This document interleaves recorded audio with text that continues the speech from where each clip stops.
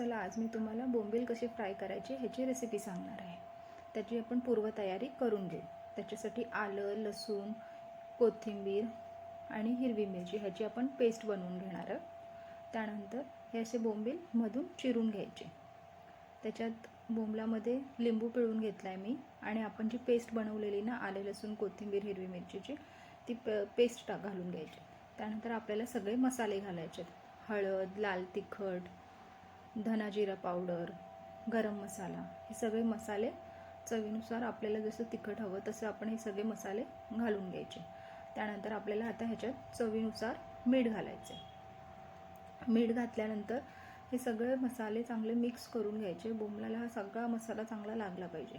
हे असे चांगले चोळून त्याला लावून घ्यायचेत मसाले आणि त्यानंतर हे आपण 15 ते 20 मिनिटं आपण ठेवणार आहोत। अर्धा तास पण जसं आपल्याकडे वेळ असेल, तुमच्याकडे वेळ असेल तसे आपण ठेवायचे।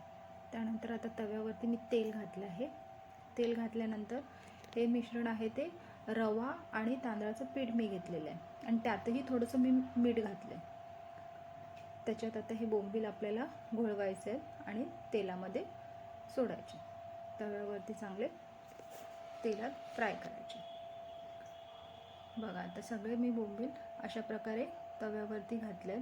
आपले एका बाजूने चांगले शिजून झाले की दुसऱ्या बाजूने पलटून घ्यायचे आणि बोंबील आहे ते चांगले बारीक गॅसवरच फ्राय करायचे। तेल थोडं जास्त वापरायचं म्हणजे करपत नाही। आता एका बाजूने झाले हे पलटून घेतलेत आणि बोंबील कसे फ्राय करायचे, बारीक गॅसवर फ्राय करायचे आणि एका साईडने झाले नाही की दुसऱ्या साईडने आपण पलटतो ना तेव्हा वरतून चमच्याने थोडेसे ते दाबायचे। दाबले की त्यातलं सगळं पाणी निघतं आणि छान बोंबील कुरकुरीत होतात। अशा प्रकारे बोंबील हे फ्राय करून नक्की